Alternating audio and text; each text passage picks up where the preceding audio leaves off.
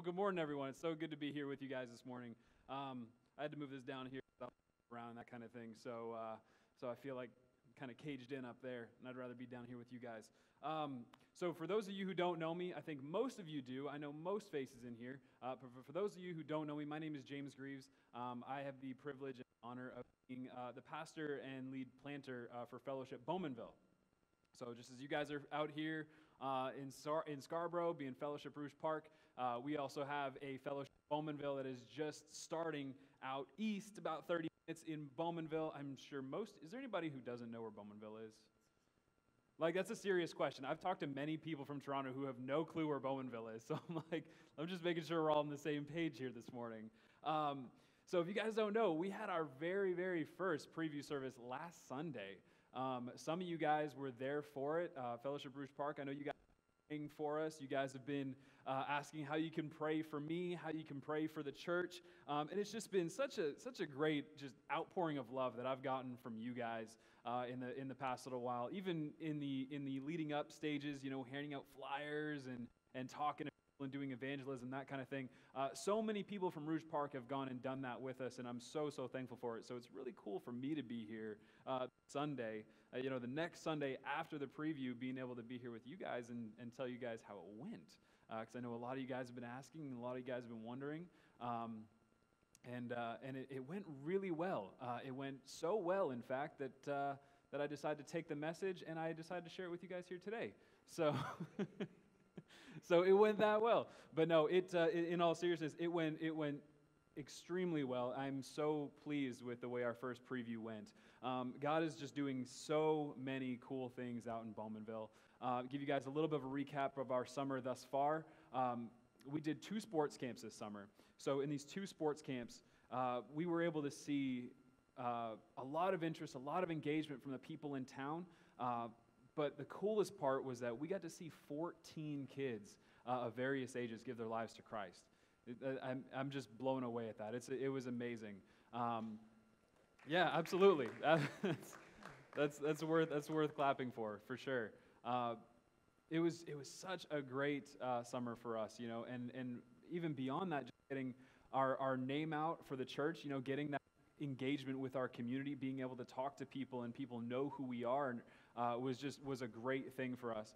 And so, we were able to see that, and then that gave us some momentum leading up into our first preview last Sunday, and we saw there was about 30 people there, which was great. I was happy with. Some people were from Rouge Park, some people from some of our other churches, which is fun. We had a couple big families come out, a couple really big new families come out. We had one family come out who has 6 kids, so that's half a church right there. I mean, we're basically, we've made it.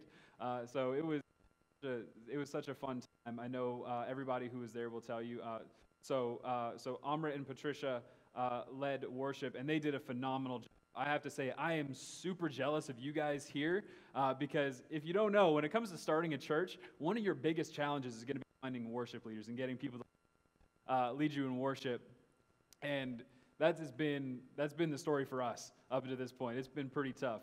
I think kids and worship are like the 2 main contentious areas in church. And so we've got the kids pretty well down. We've got the kids figured out, but worship is something where we definitely need some help in. And so for those guys being able to come out and help us with that, it was just such a blessing for us. We might need to keep them, is what I'm thinking. If we can figure out some way to like ride sharing, carpooling, something out here, that would be great if you guys could be there every Sunday, because it would really help us out. But no, it went phenomenally, and I'm so extremely thankful for you guys. Just for you guys to know that I am so thankful for you all, and just being able to be here this morning and share with you means a lot to me, because Fellowship Rouge Park has a very special place in my heart. I'll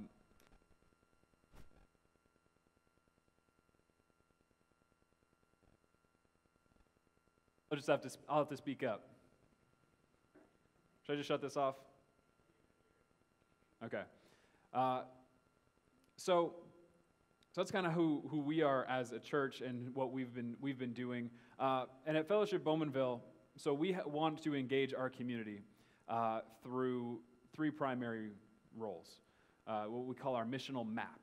And that is that we want to strengthen one another, just as you guys do here. You know, we just heard this awesome story about this men's ministry, which I love. I love that you guys are doing that. I would love to have something like that going for us. I mean, I think that's fantastic, and it sounds really, really good. So I might have to jump in on that at some point too. So we want to strengthen one another. You know, so that's through our small groups, right? That's through the ways we do discipleship, just as you guys do together here. You know, using stages and that kind of thing. We want to serve together. Obviously, just as you guys do as well, we want to serve the community we're in. We want to serve Bowmanville. We want to serve the world that we're a part of. And then staying focused on the Savior is our third one. That's what we call our anchors. That's what we lash our vision to. That's what we lash our mission to. And that's what we believe that our community is going to be reached for the gospel. And so those are all things that I know you guys do here as well. But that's what we have kind of taken upon ourselves at Fellowship Bowmanville. So I just want to give you guys a little bit of vision, a little bit of the background on what Fellowship Bowmanville has been becoming as a church. And so talking about that, we talked about that last week, and we got to talk about identity. And so identity was the thing that was really on my heart for a while, with just the preview coming up, and then, you know, leading to this week, like even looking at myself in a lot of ways, you know, figuring out what's our identity as a church, and then it leads you to start thinking about what's my identity as a person. And so now for us as believers, you know, for those of us in the room who are believers, and then those of us in the room who are even are not, maybe just curious about God and these kinds of things, what is identity? You know, what is it about? What does it look like? So raise your hand this morning if you have one of these in your wallet, in your pocket, in your purse, in your fanny pack if you're Gary, or Jerry. Okay, so most of us have those, right? Now, raise your hand if you have one of these, also in your pocket or other aforementioned places. Most of us, right? So if I wanted to steal your identity, if I found one of these things and I wanted to steal your identity, which one would I probably need? I'd need this one, right? I'd need the card. I need your ID, you know, to steal your identity. But now if I wanted to actually know who you were as a person, which one of those would I want to find on a park bench or on the road somewhere? I could probably tell a lot about you if I found this thing. Assuming I don't have a lock on my phone. I don't know if you do, but I think the only reason to have a lock on your phone is one of two reasons, and it's if you got something to hide or you've got money to steal. And I've got neither, so I don't have a lock on mine. Maybe you do.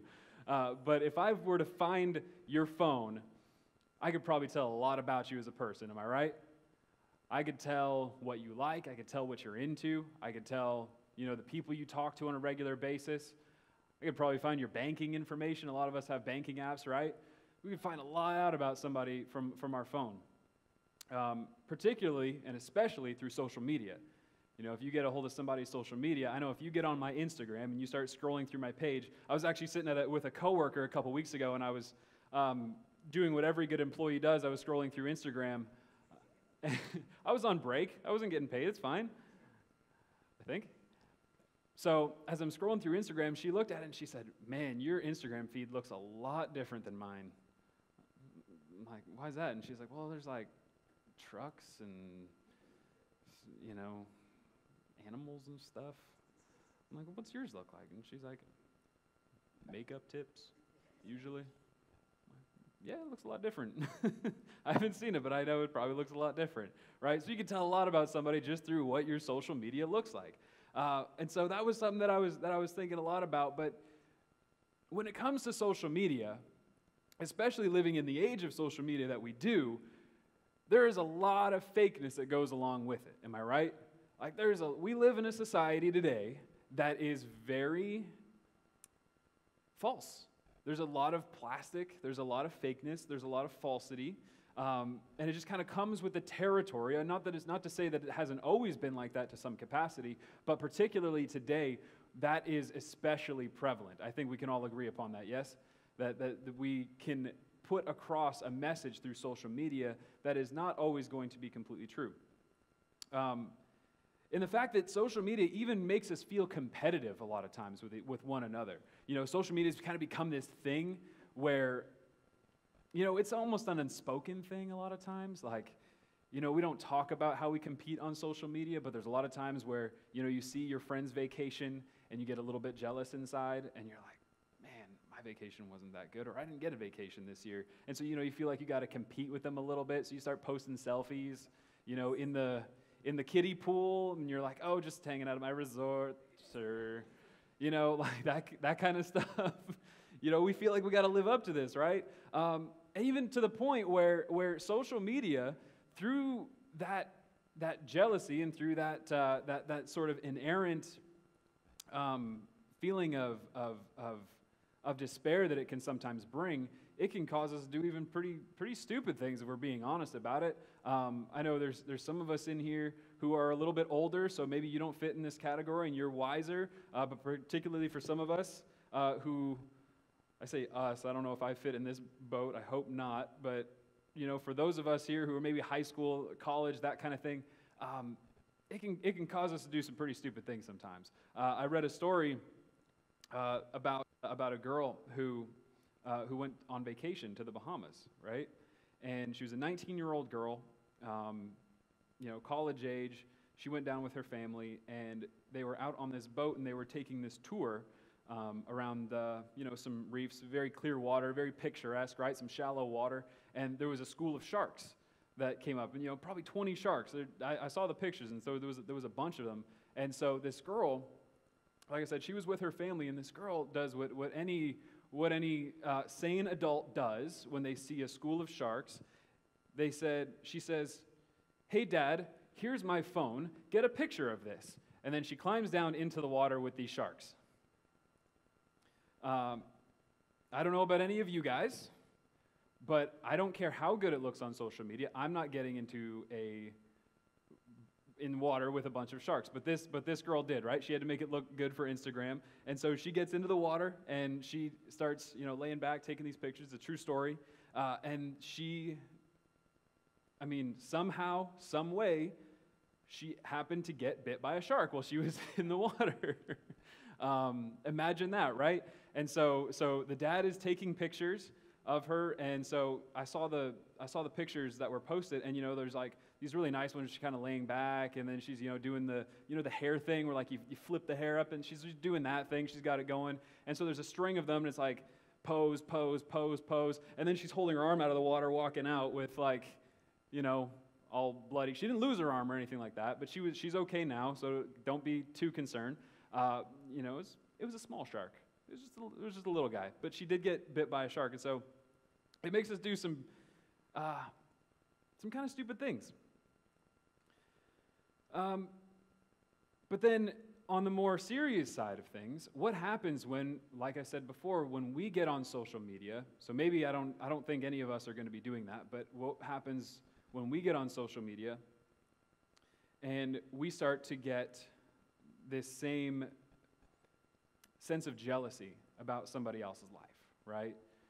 Things look good on social media. Things start to look good when somebody posts that they have a new house. They start to talk about, oh, they have a new car, they got a new this, or they had a baby and all these things. And we get excited for them, right? Like we post, oh, congratulations, I'm so happy for you. And you might mean that. I think genuinely, when we say congratulations, I'm happy for you, I think we mean that for the most part. But there is still that other side of it where you're like, man, but I kind of wish I had that too. Maybe it's a baby announcement. Maybe it's something you've been struggling, you can't have kids. That's a real thing. That's something people struggle with all the time. Or maybe it's that, you can't afford, you don't have the job, you got something holding you back in life that doesn't allow you to get these things, right? I think a lot of us are in that boat. And so what happens? We get jealous. We start to get jealous. We start to get a little bit bitter. We don't say it. We don't verbalize it. We would never tell somebody that, but it happens. It happens because we feel like we deserve these things. And so when it comes to, here's the thing. I believe that what you put before your eyes, and the Bible tells us this as well. The Bible confirms this, that what you put before your eyes does seep its way into your heart. Right? So what you put in is going to come out, right? Does that make sense? Like just like if you're trying to get fit, you're trying to get healthy, you're going to be putting good things into your body. Anybody who's into fitness will tell you what goes in will come out some way. So if you're eating junk all the time and you're eating things that aren't good for you, you're going to feel what? You're going to feel not good. You're going to feel bad. You're going to feel lethargic. So when we're doing things on social media and we're trying to catch up or be something that we're not really, it's going to have the same effect on us mentally, in our heart, in our soul. We're going to feel that. We're going to feel that negativity is going to manifest itself within us, right? And so what does it do? It can lead to blinding us, I think, a lot of times. It can blind us to the great things that we have in our own lives. Like, it can blind us to, the people that we have in our lives a lot of times. So if we have somebody, we have a spouse or we have kids, and, we're thankful for them, but it can really blind us to when we're looking at others and, the grass is always greener on the other side kind of thing. It blinds us to the awesome things that we have. When really we're actually looking at somebody else's life and going, man, I wish I had their car. Man, I wish I had their house. Man, I wish I had a spouse who treated me like this. I bet their kids wouldn't glue their action figures to the dog like mine did yesterday, all these kinds of things. But it's the danger of comparison. I think we're so bad at that. We're so bad when it comes to comparing. And then what? It makes us feel like we got to live up to it. So we got to compensate for what we're seeing others have because our life isn't as exciting. Our life isn't as exciting as somebody else's. And so it reminds me of, and I don't know how this one's going to go, but it reminds me of this country song that I know. Anybody into country at all here? Yeah, Chris is the only one. I'm going to teach you guys some stuff today. So it's this song I know. It's from Brad Paisley, and it's called Online. And so in the song, it's about, the chorus of the song says, I'm so much cooler online. I know, it's groundbreaking. You guys are all amazed at how deep that one is. So it's about this guy who he's kind of nerdy. He's not particularly attractive. He's the guy in the video is played by George Costanza from Seinfeld. So that's, if you need a mental image, that's it.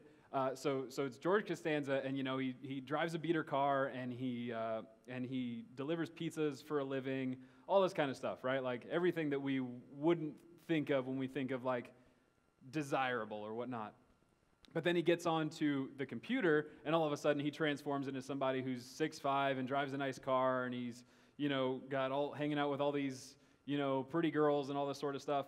And so it's because our online persona is different, right? That's the point it's trying to put across. Like, what is really we're putting across on social media, on the internet, is not really the truth a lot of times.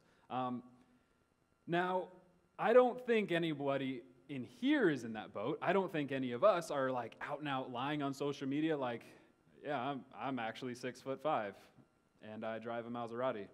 I don't think any of us are to that point particularly. But the thing is for all of us, we don't really post the full story. Just as Sam was talking about here, it kind of reminded me of this was, we don't want, when we talk about men, not wanting to communicate to other men, not wanting to share and be open and share their feelings and that kind of stuff, that's very real. Like, I've struggled that with a lot in my life. And, after becoming a Christian, I've been a Christian for about 6 years now. And that was something that was really hard for me, was trying to be honest and open with people. I still struggle with it continuously today. Even in this message, there are things that I will, share with you guys today that are hard for me to talk about. But it's good because the Bible tells us to. The Bible tells us that we need to be open with one another. We need to be accountable with one another.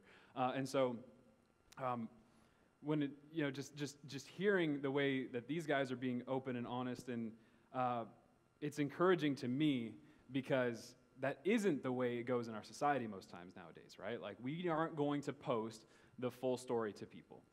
Like, I know for myself, when it's 11:30 at night, and my fingers are covered in Dorito dust, and I just got done killing a whole bag in one sitting, I don't want to post that. I don't want to post a selfie at that particular moment, right? When I'm just got done binge watching 4 hours of Netflix. I'm not jumping on Facebook Live and sharing that with all my friends. It's not going to happen. I'm ashamed of that. I don't want that. I don't want that part of my life to be out there for people to see. And now you guys are now you guys all know it. So if you could keep it under your hat, that would be great. But it is what it is.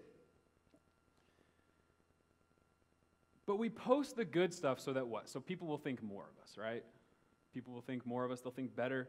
They think, that we have it all together. But the question that comes up from that is not telling the full story, is that somehow dishonest? Is lying by omission lying? I think that's, kind of an age-long debate. Like, if you don't, it's like, I think every guy kind of knows this, particularly every married man I know knows this. Like, if not telling the whole story, is that still lying? And that's something that I know you guys can sort of leave up to your conscience. I would say there is an essence of dishonesty to that, right? Now, I don't think that all of us should get on social media and post everything about our lives. I'm not saying that at all. But we all know the things within us that we don't want people to know. We all have skeletons in our closet, right? We've all got things in our past that maybe we don't want to talk about with people, we don't want to share with people. And it's real. It's things that people struggle with every day. Like, moms, you don't want people to know that you struggle with, when you lay your head down at night, with wondering whether you're doing a good job or not as a mom. You don't want people to know that a lot of times you don't know what you're doing, if we're being honest. And that's okay, but, this stuff we all struggle with. Dads, I know that so many dads struggle with, am I going to have my family homeless one day because of a bad career choice that I made? Am I going to have the mistakes that I've made as a parent someday, one day, come out in the office of a counselor or in a therapist or a psychologist? Without knowing and inadvertently. We don't want people to know that. It's one of these things where we can't really truly be real with one another a lot of times. But the thing is that every single one of us, in some capacity, maybe not those things specifically, but we all struggle with these things in some sort of way. We struggle with wondering if we're going to be a failure. If you're in college, you're wondering if you're going to pass all your classes and you're going to, be a college dropout and, be shameful. It's okay. I dropped out of college, so I'm not throwing stones at anybody. I'm in that boat, right? Because it's something that I struggled with. And why is that? Why do we not want people to know these kinds of things? And this is what it all really comes down to. What is it? It's fear. A lot of times it's fear. We fear of what? We fear being judged. We fear being judged by those around us. We fear people thinking less of us. We fear that one day people are going to find out just how much we kind of suck and they're not going to like us anymore, or they're not going to want to be around us anymore, or we're going to somehow lose people's respect that we feel that we have worked so hard to earn. Because we're afraid. We're afraid of being judged, but the crazy thing about it is that we're afraid of being judged by people who are every single bit as messed up as we are, right? Like, if we can all agree we all struggle with these kinds of things and they all have this stuff going on, we're afraid of being judged by people who have the exact same things going on in their lives. And it's so asinine to think of. It makes sense in our minds and it makes sense in our hearts. We can rationalize it, but when it comes down to it, functionally, it doesn't make any sense at all. But why? Because of the standard that's been set, right? Because the world has told us that this is what we need to do. The world has told us that this is the way we need to look. The world has told us that it has a set of standards that we need to adhere to, right? And the thing is, the world standards are always shifting. They're always changing. 100% of the time. There's nothing that stays the same for more than like 6 months. I still don't know if gluten's good for you or not. I have no clue.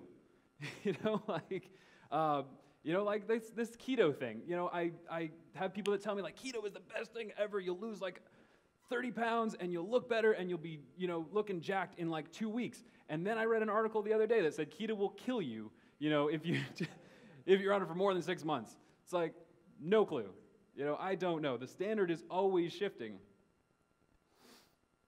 But that's the world's perspective, is it not? That's what the world says. There is still a standard. Even if it shifts, even if it changes, we still see that there is a standard that has been set. The world says that you have to look a certain way. The world says that you have to drive a certain car, that you have to have a certain house, that you have to raise your kids a certain way, and that you have to look this way while you do it. And if you don't, then you don't live up to the standard, and you've got something that you need to fix. Which is great because we have all of these self-help programs standing right here that we can sell you, and you can fix yourself, and you can look like Tony Robbins. I actually don't know what Tony Robbins looks like anymore. He might not look that good. But regardless, you'll look great and you'll feel great, and all you have to do is spend $29.99. You must meet the standard, though. But the thing is, folks, this morning I'm telling you, the world's standards are nothing but garbage. The world's standards are nothing but falsity. And the Bible tells us this so clearly, that the world's standards are worth nothing. In 1 John chapter 2, verses 15 to 17, it says, "For all that is in the world, the desires of the flesh and the desires of the eyes and pride of life, it is not from the Father, but it is in fact from the world. And the world is passing away along with its desires, and whoso does the will of God instead abides forever." See, it says that the world's standards, the world is passing away. It's a dying thing. What does it have to offer when it is dying in and of itself? It can offer you nothing lasting, and it can offer you nothing eternal. There's no fix-it. There's no golden or silver bullet. There's no nothing. It's just the world's ways are dying along with it. What worth is it if it is all fleeting? But the good news this morning is that the Bible tells us that we can take those standards and we can tell the world to keep them because we don't need them. Because we're all messed up in our own ways. We already established that. We're all messed up people. I don't know about you, but I'm messed up in a lot of ways. If I was to hold up a list of all the things that I find wrong with myself, that list would touch the floor. There's lots of them. Same as Pastor Casavan, same as anybody else in this room. Even Billy Graham was an imperfect person. Great man, imperfect person. Still does not meet the standard of what perfection is. And that's okay. Because God has not called us to live up to the standard, especially the world standard. It was the whole reason why Christ came in the first place. The whole reason was because when we look at what was, we look at God's law. God's law is perfection. God's law is good. But the thing is, none of us can live up to what God's standard truly is. Nobody can live up to what God's law is. That's what made it necessary for someone who was perfect to come and stand in our place in the first place. But I digress. Let's not get ahead of ourselves. Everything in the world is false. If we establish that, then we know that Christ came so that he can take that weight that is upon us from the world standard. He can take that upon himself and he can lift it from us. And instead, he can replace it. He can replace it with himself. He can replace it with what is authentic and what is eternal. And what is authentic and eternal, that is a relationship with him and him alone.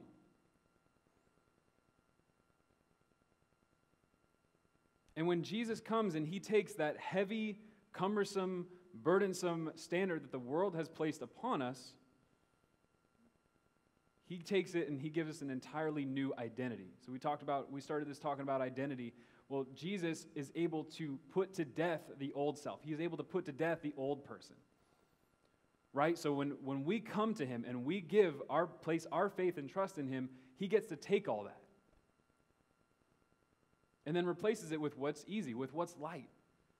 He says his yoke is easy and his burden is light, and that's what he replaces it with. He replaces that new self, that new sense of identity upon us, so that we don't have to be carrying around this heavy, dead guy with us all the time that is your old self. I know I don't want to carry my old self with me, to be perfectly honest with you. I don't want to carry the burdens that I have accumulated in my life any longer.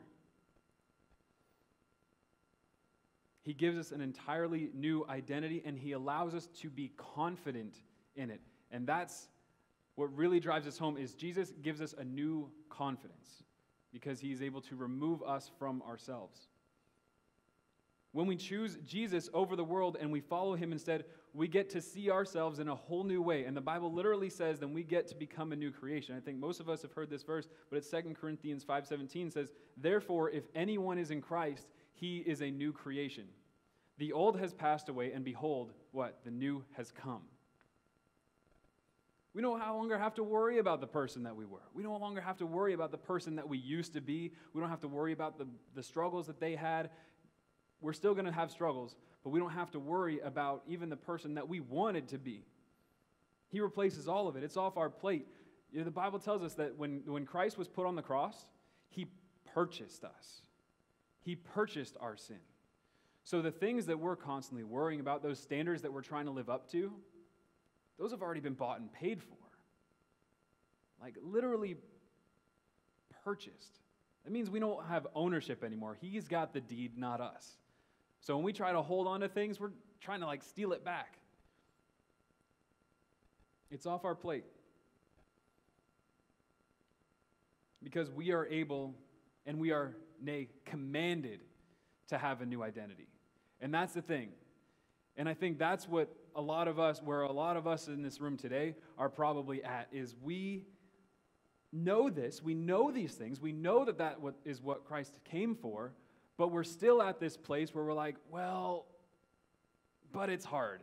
You know, that old self still comes up. That old self still tries to sneak in. But the thing is that is sin in and of itself. Because we are trying to take from God what is actually his. So even in the times where we're struggling with old sin, we're struggling with our desires, the desires that we've had in the past, the desires that we've, kind of brought with us into Christianity, from our old self, from our old life. Like we all have them. I've got a bunch of them. But we're literally trying to steal away what is God's, and he is going to take it back with commanding force. And that's what should be concerning to us this morning.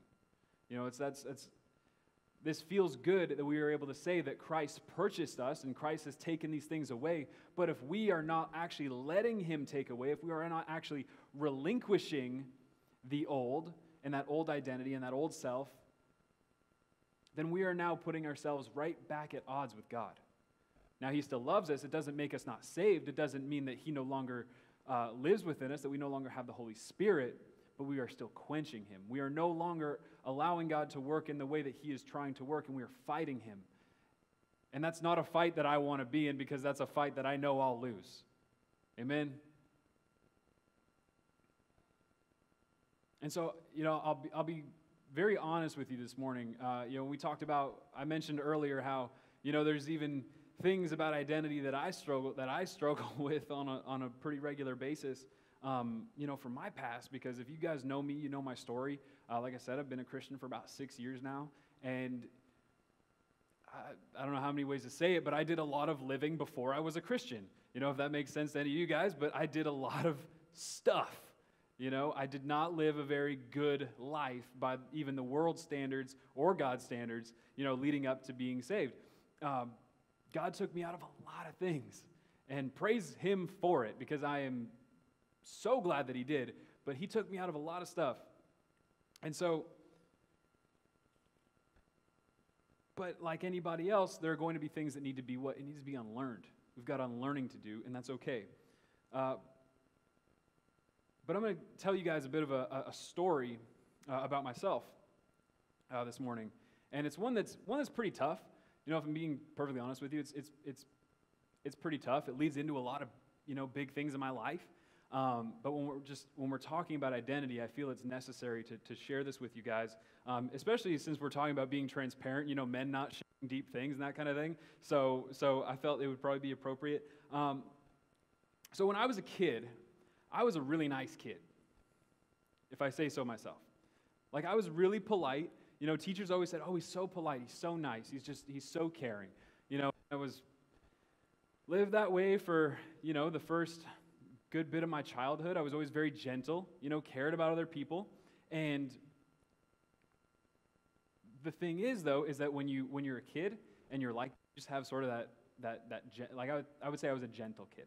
I was still a boy, I was still kind of a boy's boy, and I liked trucks and I liked army men and all that kind of thing. But at the same time, I didn't want to hurt anybody. I didn't want to, do anything that hurt somebody's feelings. I was just kind of sensitive to that, which is a hard thing to admit, even as a man, as an adult. It's hard for guys to admit that kind of stuff, but it's true. And so what happens, though, when you're a kid and you're kind of like that and you're a more sensitive kid, it opens you up, right? Other kids want to test you, and you get bullied. And so that was something that I really struggled with as a young kid. I got bullied a lot. I got bullied a ton in school, day in, day out for several years. In the earlier grades, I had a lot of friends, and then, boys get to that age where they start to mess with each other and that sort of stuff, and I fell to the back of the pack. I was seen as the weak one, and so I started getting picked on every single day, and so I tried all these things to try and make it stop. I tried telling teachers, I tried, telling my parents, and they were sympathetic but didn't know what to do about it, and so I was always just told, don't fight back, and I didn't want to fight back. I didn't want to do that in the first place. You just want to get it dealt with the way we're told to get it dealt with. So I tried just walking away, that kind of thing, and it never worked. Never once did it work. It would literally follow me home some days, to be perfectly honest. These kids just wouldn't let up. And so I got so frustrated, and I started to work myself into this pit of depression, even before I was in my teens. I was having thoughts of self-harm and suicide, even at, 10, 11, 12 years old. And it was, not something I told anybody about, but it was happening because of this place that I was in school, and it really sucked, and it was hard. So one day, there was a straw that broke the camel's back, finally. I don't even remember what it was, but there was a straw that broke the camel's back. Some kids were messing with me, and I was like, you know what? Forget it. I'm done with this. I'm gone. I'm getting so far out of here. You guys are never going to see me again. I'm going home, and I am never going to see any of you people ever again. And that's what I told myself. And sure enough, that's what I did. I went home. I told my mom, I said, Mom, I'm never going back to that school. I don't want to see none of them ever again. I'm going to this school over here. So it was a school I didn't know anybody. Nobody knew me. I thought, this is perfect. I can reinvent myself. Nobody knows me. They don't know what I've done. It's it's kind of like, anybody ever seen it's 90s movie, but The New Guy? Anybody ever seen that movie? It's like basically the same thing, and he goes and he's now the bad boy when he walks into school. He's the new kid that got picked on, but then when he goes to the new school, he's like, throws on the leather jacket, and he's like Mr. Cool. It was I think I watched that movie and literally took my life from it, because I'm like, that's exactly what I want to do. That's going to be me. I didn't watch the whole movie, though, because it didn't work out for him. But anyway, so I went to this new school, and I walk in, and I'm like, man, nobody knows me. I can be whoever I want. I don't even have to be James anymore. I can be Santiago or something cool. And then they called James on the attendance. I was like, dang it. Okay, I didn't think that one through. So this new school, and I'm walking in, and I'm like, you know what?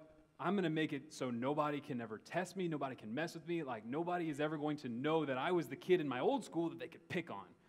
And I was all gung-ho on this. But it was all an act, right? I didn't have a violent bone in my body. It was totally just a front that I was putting on when I walked into this school. And it worked, but the thing is, it worked. And it was working great. And I was cool. I had friends. I was just doing really well. And, the teachers already hated me. I was like, yeah, this is good. This is a good sign. This is a good sign, right? This is what the cool kids do. Well, but here's the thing. What eventually happened was, even though I was having this persona, this newfound identity that I put on myself, I got to this point where I started kind of becoming that person, more and more. You start hanging out with the wrong kids. Like, it's the same old story. You start hanging out with the wrong kids. You get involved with some of the wrong things. You know, you guys can fill in the blanks, all of that kind of stuff. But then the thing is, I didn't want anybody to be able to do to me what the kids before did, the kids at the last school did.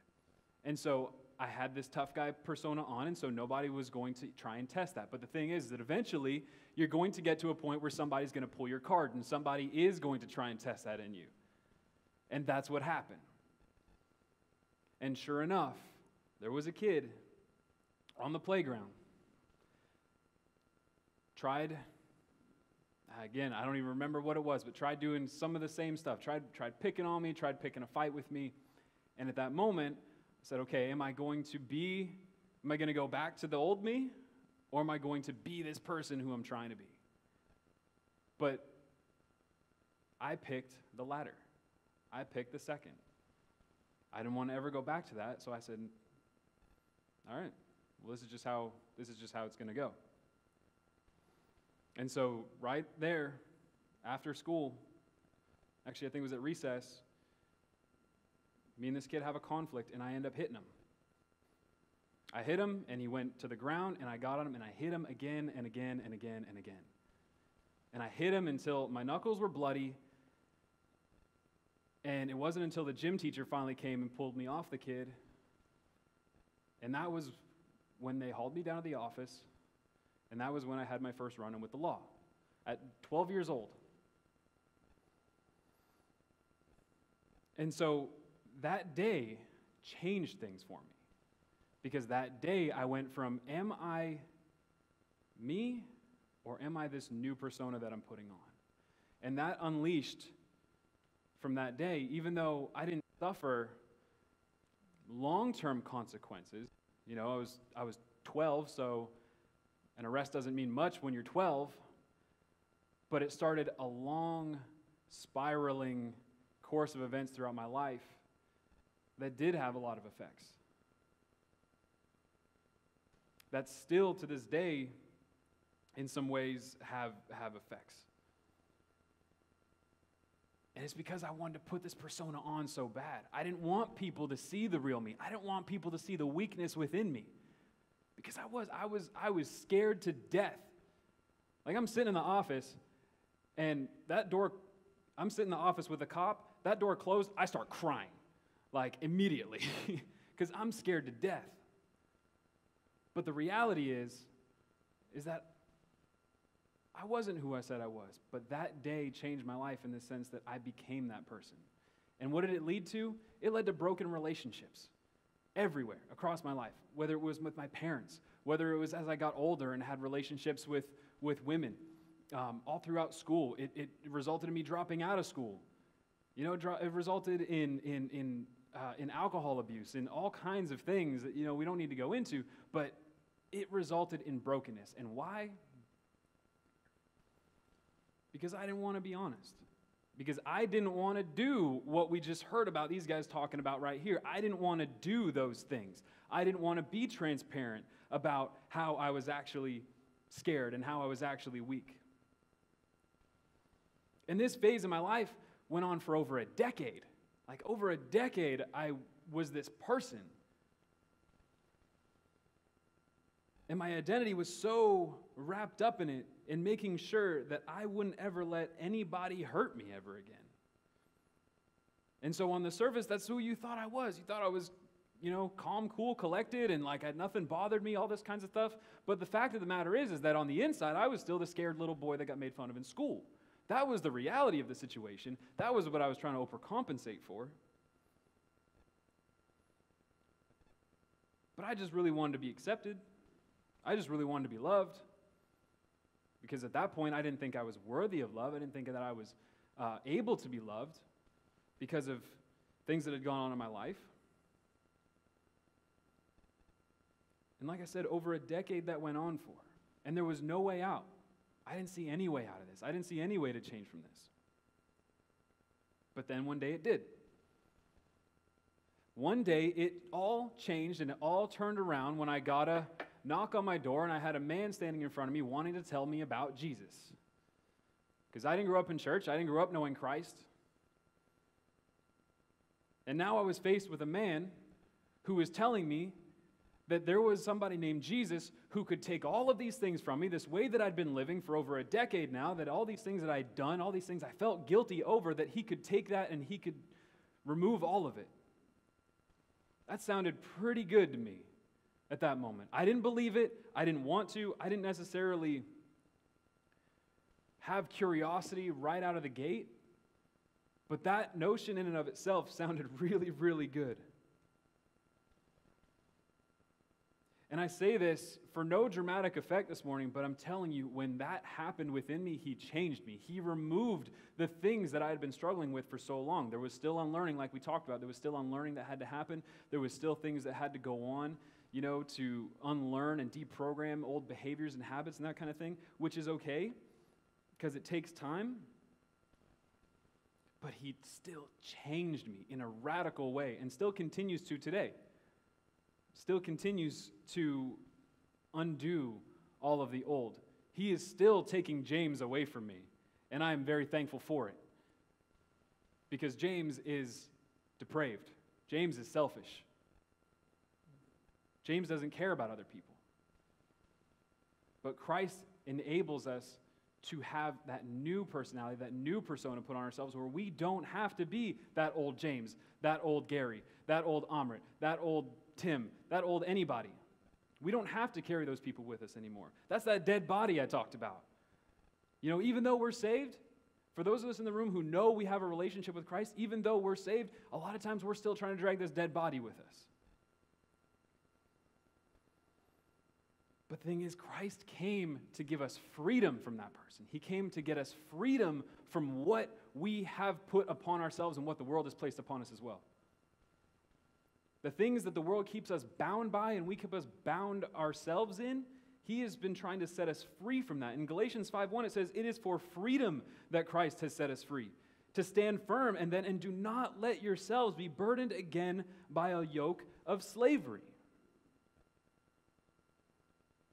So instead of trying to place that old yoke upon us, trying to fight God for what is actually his, for what he has purchased from us, took that away, put off the yoke of slavery, because where the world says that we're less, God in fact says that we are more. Not because we're special, not because we're inherently good within ourselves, but because of his righteousness that he has bestowed upon us by what he did on the cross, right?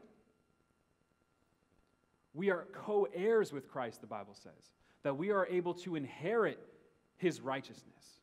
That when we give our lives to him, we are able to inherit, just like a family would, just like we would inherit something from your parents, we are able to inherit Christ's righteousness. That is what we get to have from him. We are adopted into a family. This family right here, the ones that you guys know, we are adopted into this family. We are adopted into a universal family, the universal church. We are adopted into God's family. Just as, the Old Testament talks about the Israelites being God's chosen people. Well, now that Christ has come and to set us free, we are now the new Israel. We are now God's chosen people. We have been adopted into that Israelite lineage. Even though we don't deserve it, we don't belong there, but it's because of his grace that he has allowed us to happen. And we are able to have a confidence in that because he's promised it. We're able to have a confidence in God's promises and in his word. But all he asks to have these things is that we what? We follow and obey him. We give our lives to him, we follow him, and we obey him with our lives. And that's it. I mean, given everything that we just talked about, all the problems, all the issues, all the stuff of the world, following and obeying seems pretty easy to me. And of course, it's got its hard parts. It's got trying times, of course. But it sounds a heck of a lot easier than trying to live up to the standard that we just talked about as dying anyway. But the thing is that this can't happen.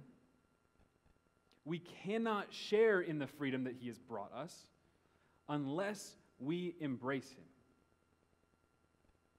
The new self cannot be put on unless we are willing to take the old self off first. And the good news is that today we are still alive. For those of us in this room who don't know if you know Christ, who don't maybe believe in him fully, and if you're still exploring, that's okay. But if that's you this morning, the good news is that we're still alive and there is still opportunity to do that. I have nothing to gain by giving any kind of false idea of what a new life in Christ looks like. All I have to share with you is what the Bible has told me and what I have experienced myself. That's all I have to give to you. I have no special insight. I have no special anything to share with you or anything to gain from telling you that.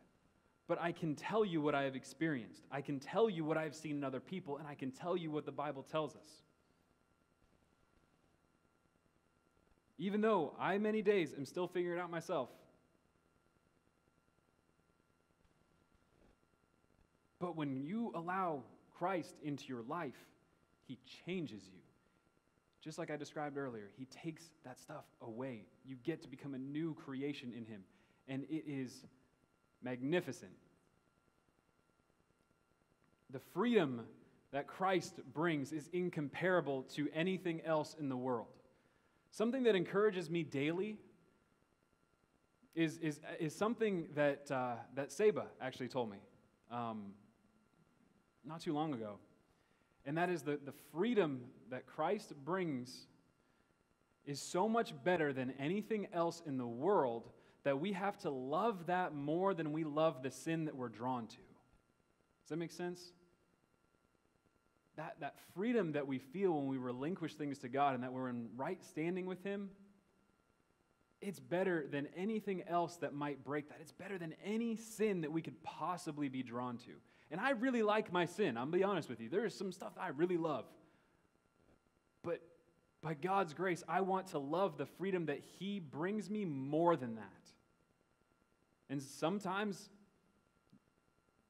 I still find that I'm loving my sin too much or at all. And I have to repent just like anybody else. But I am praying all the time that I would be in love with the freedom that Christ brings more than I would be the sin that is trying to take me away from him. And folks, for anybody in this room who does not know if you know Christ, or does not fully know that you have placed your faith and your trust in him, I am telling you this as a friend. I'm telling you that it is the best decision you or I will ever make. The decision to follow Christ with your life and to have a genuine relationship is going to be a day on the calendar that you will mark forever. That's why a lot of people get that date tattooed on them because it means so much, right? I mean, I don't have that, but gosh, I probably would. Because it is just so good. And now, maybe the question that you're asking, if this does describe you, is what does that actually look like? What does that mean for me? What is this, having this genuine relationship? What does that actually look like? Well, that's what Roost Park is for. That's what the people among you are for. That's what this men's group is for. It's the people around you to be able to encourage you in getting into God's Word, being able to encourage you along this road that Christ brings when he starts to transform your life. That's why pressing into a local church, pressing into a local body is so good. That's why I am so encouraged as a church planner who is starting a new community, who is starting something that doesn't yet fully exist in this capacity. It's so encouraging for me to see you guys this morning being able to have that ability to do this. Because that is what the church exists for. And so, brothers and sisters, I would encourage you, do not let any sheep stray. It is not the pastor's job. It is the church's job. For those of us in this room who are struggling or do not know Christ, it is the church's job to come around those people. It is the church's job to encourage those people towards Jesus, to show and to demonstrate what an abundant life in Christ looks like. And that's the best job in the world, amen? To know that we have that ability, that we can be used by a perfect, righteous, and holy God in such a way, that's an amazing thing, and it is not one to be taken lightly. But the church exists so that we can travel upon this journey of faith together. And we can figure it out as we go. Folks, that's just about all I have for you this morning. Again, all I can do is push you towards Jesus. If you are somebody who doesn't know Christ, all I can do is push you towards him. If you are somebody in this room who is struggling with your faith, all I can do is push you towards him and to encourage you to get involved in even this men's group. If you're a man who fits the bill here, who doesn't have a way to be honest with people, I would encourage you to go to that, because I have no experience with it. I did not know about it until this day, but just hearing about it is exactly what gets my heart. It just does me good and gets me excited. So I would push you towards that. If you feel like you're struggling, if you are somebody in this room who doesn't fully know if you know Christ, be around some brothers. Be around some of these guys. Get to know them. Get to see what their lives look like. I know many of them, and they encourage me all the time. A lot of the guys I know, even in this room today, your life looks so much more like Jesus than mine does most day, and I'm encouraged by you. So seek those people out. I would encourage you to do that today. Sorry with you guys, I'm going to close us in prayer, and then I get the worship team to come back up.